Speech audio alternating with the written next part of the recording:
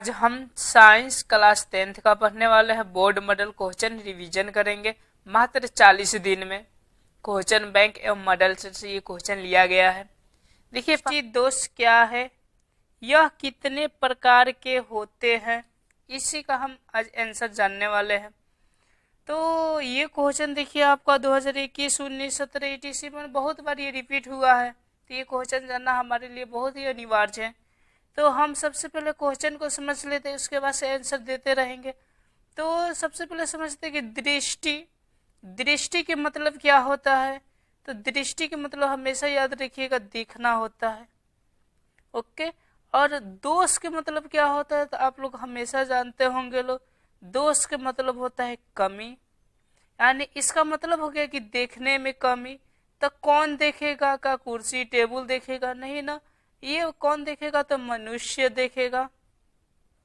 Okay, इसी को हम क्या कहते हैं, दृष्टि दोष बोलते। अब थोड़ा सा समझिए कि जो कमी बोल रहे थे यहाँ पे ये मतलब निकल जाएगा, यानी निकट की वस्तु और क्या दूर की वस्तु उससे न दिखाई दे, यानी निकट की वस्तु और क्या दूर की वस्तु न दिखाई देता है, उसी को बोलते हैं दृष्टि दोष। अब चलिए देखिए इसका परिभाषा क्या होगा। तो इतने ही वर्डों को आप लपेट दीजिएगा अपने भाषा में, तो समझिए कि इसका आंसर हो जाएगा। ठीक है ना। और याद रखिएगा बोर्ड में ये नहीं कहता है कि आप भारतीय भवन के बुक से लिखे, चाहे लूसेंट के बुक से लिखे, ये नहीं कहता है कि अपने भाषा में लिखे यथासंभव। तो कोशिश करते हैं कि आप इतने वर्डों को इंक्लूड कर दीजिएगा तो अपने भाषा में हो जाएगा, लेकिन हम परिभाषा आपको देते हैं। देखिए परिभाषा देख लीजिए, हम इतने ही वर्डों को इंक्लूड किए हुए हैं। देखिए क्या लिखे कि जब मनुष्य को नजदीक और दूर की वस्तु दिखाई न दे, माने स्पष्ट रूप से दिखाई न दे, उसे दृष्टि दोष कहते हैं। तो आप भी बस इतना भर याद रखिएगा और अपने भाषा में जिस तरह आप इंक्लूड कर दीजिए, लेकिन इतना चीज की कर दीजिएगा। अगर उतना भी ना हो तो बस इतना याद रखिएगा कि देखने में कमी होता है, किसको, तो मनुष्य को, उसी को हम क्या बोलते हैं, तो दृष्टि दोष बोलते हैं। अब थोड़ा सा सोचिए। अब देखिए थोड़ा सा सोचने के बाद पता चल रहा है कि निकट की वस्तु नहीं दिखाई दे रहा है और ना ही किसका, दूर का। तो देखिए यहाँ पर क्वेश्चन आपका पूछा हुआ है कि यह कितने प्रकार के होते हैं, यह कितने प्रकार के होते हैं। तो देखिए यहीं पे दो प्रकार हो गया, एक तो निकट दृष्टि दोष, एक तो क्या दूर दृष्टि दोष। और देखिएगा आप लोग, ठीक है ना, किसी किसी व्यक्ति को ना ही क्या होता है, नजदीक का वस्तु दिखाई देता है, ना ही किसका, दूर का। तो हम कहते हैं कि जरा, आप लोग लैंग्वेज का यूज किए होंगे कि जरा इधर आओ जरा उधर, यानी जरा इधर दे दो जरा उधर दे दो, यानी तीसरा का हो जाएगा जरा कौन सा, तो दृष्टि दोष। याद रखिएगा ये प्रमुख रूप से कितने हुए, 3 हुए, और भी होते हैं, ठीक है ना, लेकिन प्रमुख रूप से कितने हुए, 3 हुए। याद रखिएगा। तो इसका आंसर हो जाएगा यह कितने प्रकार के होते हैं, तो याद रखिएगा 3 प्रकार के होते हैं। और एक चीज आपको और बता देना उचित समझता हूँ कि निकट दृष्टि दोष किसे कहते हैं, दूर दृष्टि दोष किसे कहते हैं, जरा दृष्टि दोष किसे कहते हैं। तो इसमें आप लोग हमेशा याद रखिएगा, इसमें माने सीधा परिभाषा होता है। यानी इसका मतलब हुआ कि निकट दृष्टि दोष किसे कहते हैं, तो याद रखिएगा कि जब मनुष्य को निकट की वस्तु दिखाई दे, तो याद रखिएगा इसका सीमा होता है 25 सेंटीमीटर, ठीक है ना। तो यानी 25 सेंटीमीटर के नीचे की वस्तु दिखाई दे, यानी नजदीक की वस्तु दिखाई दे, उसे निकट दृष्टि दोष बोलते हैं।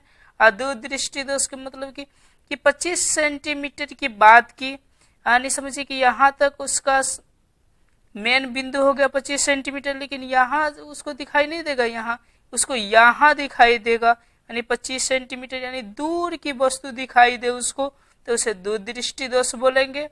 और जरा दृष्टि दोष का मतलब समझ गए, ना ही उसको नजदीक की वस्तु दिखाई दे और ना ही उसकी दूर की वस्तु दिखाई दे, उसी को हम जरा दृष्टि दोष बोलेंगे।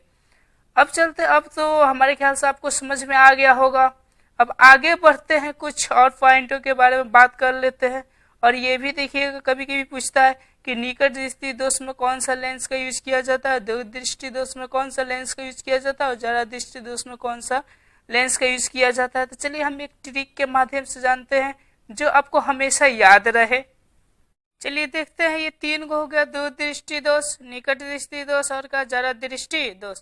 अब देखिए इसमें कौन कौन सा लेंस का यूज किया जाता है। तो चूंकि आप पढ़े हैं कि 2 लेंस होते हैं, एक होते हैं अवतल और दूसरा का होते हैं उत्तल लेंस होते हैं, ठीक है ना।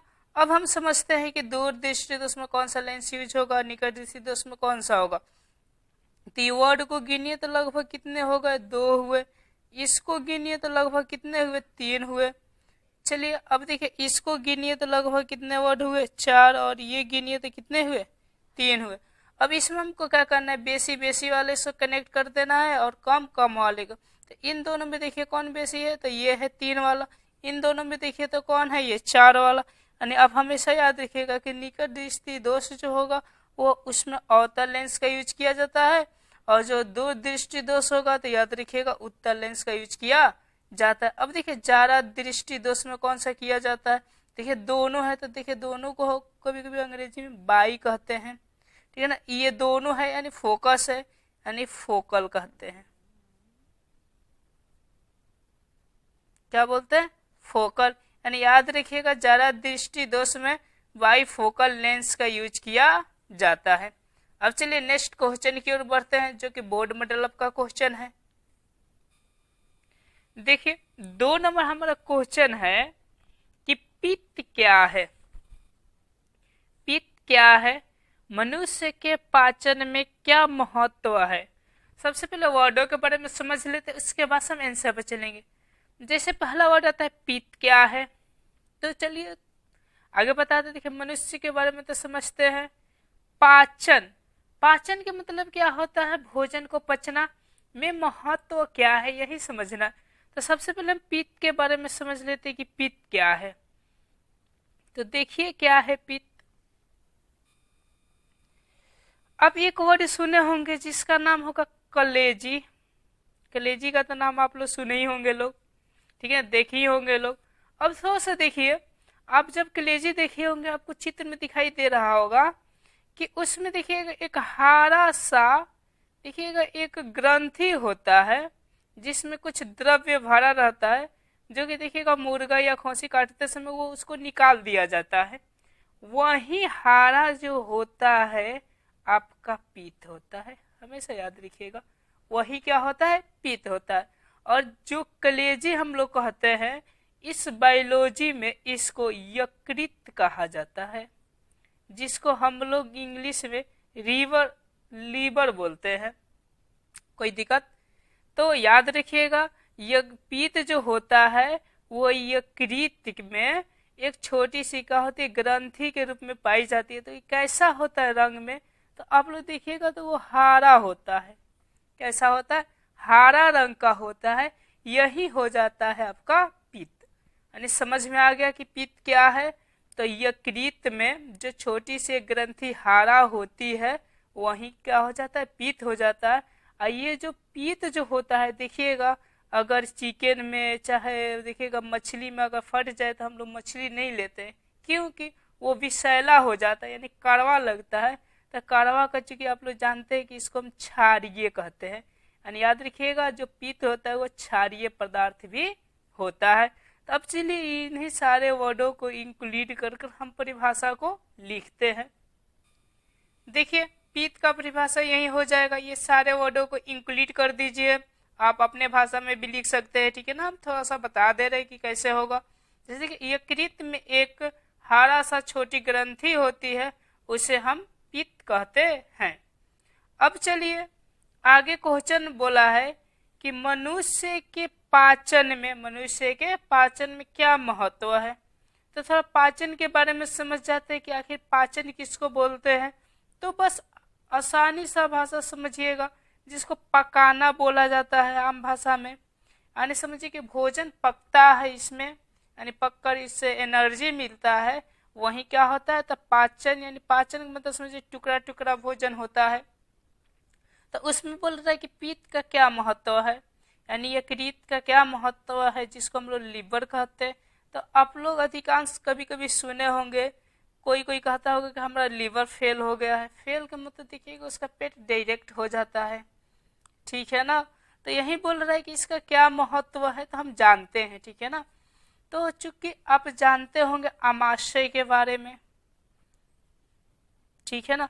अमाशय में जानते हैं जिसको हम लोग पेट कहते हैं, इसमें जो भोजन होता है वो अम्लीय होता है। कैसा होता है जी? अम्लीय होता है। अब कि सर हम कैसे पहचाने, ठीक है ना। तो देखिएगा, जब पेट से भोजन ऊपर आता है यानी उल्टा आता है, जिसको उल्टी कहते हैं, कभी स्वाद चीख कर देखिएगा वो कैसा लगता है, तो खट्टा के जैसा लगता है, ठीक है ना, वो अम्लीय होता है। अब देखिए, ये जो पित्त जो काम करता है उसी अम्लीय पदार्थ को, उसी क्या अम्लीय पदार्थ को वो क्या बना देता है, तो क्षारीय बना देता है। क्योंकि पित्त क्या होता है, तो क्षारीय होता है, इसीलिए उसको क्या बना देता है, क्षारीय बना देता है। समझ में आया? ये एक नंबर फैक्ट याद रखिएगा आप लोग, ठीक है ना, कि पाचन में क्या महत्व करता है, तो वो अम्लीय भोजन को क्षारीय बना देता है, ताकि इस पे इंजाइम क्या करे, तो काम करे। याद रखिएगा, इस पे कौन सा काम करे, तो इंजाइम इस पे काम करे और भोजन अच्छी तरह से पच जाए, और पचने के बाद से शरीर में एनर्जी तथा ऊर्जा दे। बतिया वही हुआ। अब देखिए, ये तो पहला हो गया कि पहला ये काम करता है। अब सेकेंड दूसर का, ठीक है ना, क्या होता है, जैसे आप लोग सुने होंगे कि कोई ज्यादा तिलहन चीज खा लेता है तो पेट डायरेक्ट हो जाता है। तो तिलहन चीज को चूंकि हम लोग वासा कहते हैं, याद रखिएगा क्या कहते हैं, वासा, ठीक है ना। और ये जो पित्त होता है, जो लीवर होता है, इसका प्रमुख रोल यही होता है वासा को पचाना, यानी तिलहन चीज को पचा देना कि पेट खराब ना हो, ठीक है ना। तो ये वासा को विखंडन कर देता है, क्या कर देता है, विखंडन करके उसको पाचन कर देता है। तो याद रखिएगा दो गो महत्व, ठीक है ना। एक याद रखिएगा कि अम्लीय भोज्य पदार्थ को क्षारीय बना देता है ताकि इस पे इंजाइम काम करे, और दो नंबर होगा, ठीक है ना, कि ये वासा को टुकड़ा टुकड़ा करके उसको एनर्जी के रूप में भेज देता है। चलिए अगले हम क्वेश्चन की ओर बढ़ते हैं। ठीक है, बढ़ने से पहले आप एक चीज सोच रहे होंगे कि सर का अक्षर का जन कैसा तैसा बैठ रहा है, ठीक है ना। देखिए, हमारा मकसद है आपको समझा देना, क्योंकि समझे हुए ही चीज आप बोर्ड में लिख सकते हैं। ऐसा नहीं कि आप हमको कहिए कि सर चलिए ना आप अपना राइटिंग उसमें लिखिए, क्या ऐसा होगा? नहीं होगा, क्योंकि राइटिंग तो आप ही का होगा, ठीक है ना, लेकिन समझा हुआ। देखिए, हमारा 3 नंबर क्वेश्चन है कि लोहे के वस्तुओं का जास्तीकरण क्यों किया जाता है। याद रखिए, बोर्ड मॉडल क्वेश्चन है, ठीक है ना। ये सब आपके बोर्ड में पूछने की अधिक संभावनाएं हैं, और इससे बहुत सारे एक नंबरिया भी उठता है जो कि आगे आपको बताया जाएगा, ठीक है ना।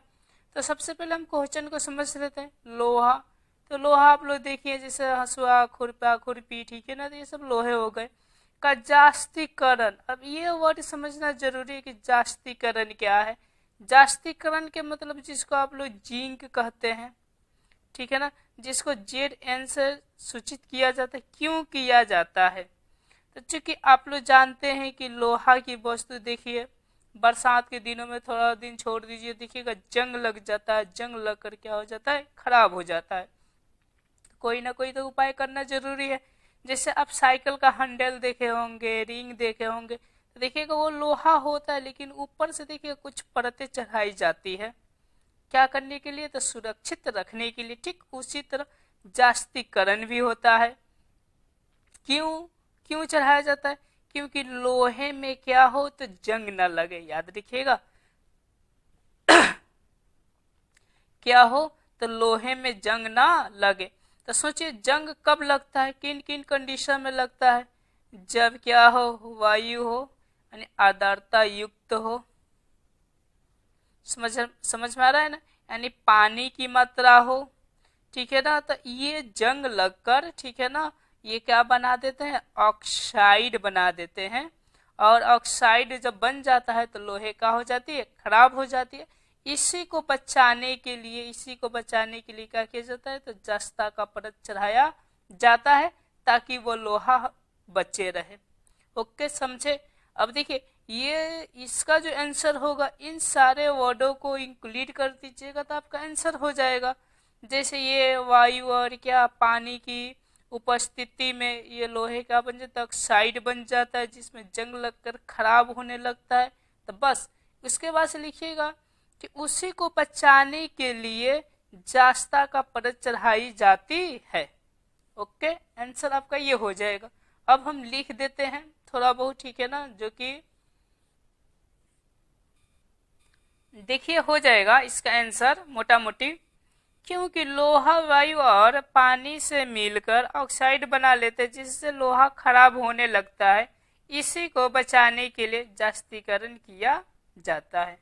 ओके, अब देखिए आप थोड़ा समझिए कि इतने वर्डों को ही इंक्लूड कर इसका आंसर देना है। तो जैसे हम अपने भाषा से दिए, आप लोग अपने भी भाषा से दे सकते हैं, पर इतना वर्ड इसमें होना चाहिए।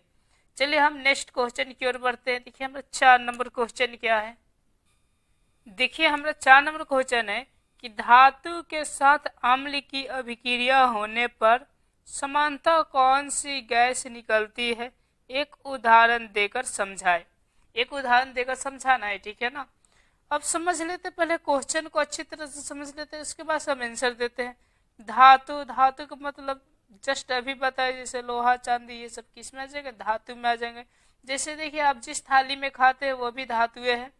के साथ अम्ल, अम्ल के मतलब समझिए क्या होता है। अम्ल के मतलब साधारण से समझिए खट्टे चीज की अभिक्रिया होने पर समानतः कौन सी गैस निकलती है, उसमें से कौन सी गैस निकलेगी, एक उदाहरण देकर समझाए।